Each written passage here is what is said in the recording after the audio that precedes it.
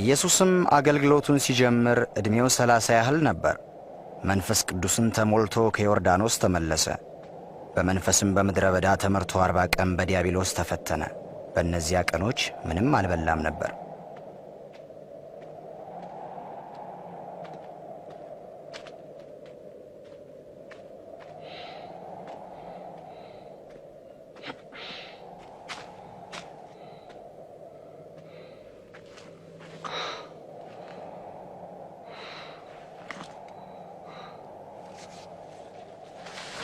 ዲያብሎስም ሲፈትነው አንተ እግዚአብሔር ልጅ ከሆንክ ይህ ድንጋይ እንጀራ እንዲሆን ዘዝ።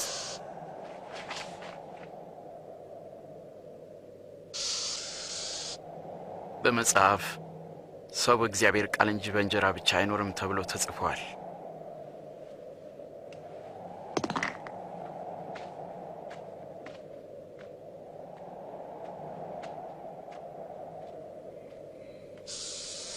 ከዚያም ዲያብሎስ ወደ ረጅም ተራራ ወስዶት የዓለምን መንግሥታት ሁሉ በቅጽበት አሳየው።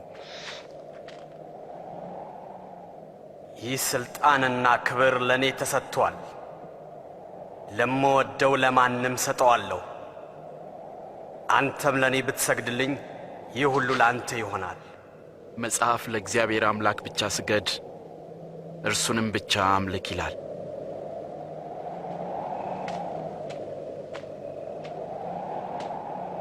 ከዚያም ዲያብሎስ ወደ ኢየሩሳሌም ወሰደው።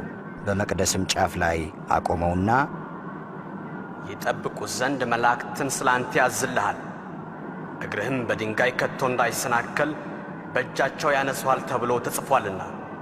የእግዚአብሔር ልጅ ከሆንክ እስቲ ራስን ከዚህ ወደ ታች ወርውር። በእግዚአብሔር ቃል ጌታ አምላክን አትፈታተነው ተብሎ ተጽፏል። እግዚአብሔር ይባርካችሁ።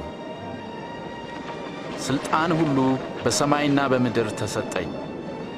እንግዲህ ሂዱና አሕዛብን ሁሉ በአብ በወልድና በመንፈስ ቅዱስ ስም እያጠመቃችኋቸው ያዘዝኳችሁንም እንዲጠብቁ እያስተማራችኋቸው ደቀ መዛሙርቴ አድርጓቸው። እነሆም እኔ እስከ ዓለም ፍጻሜ ድረስ ሁልጊዜ ከእናንተ ጋር ነኝ። አሜን።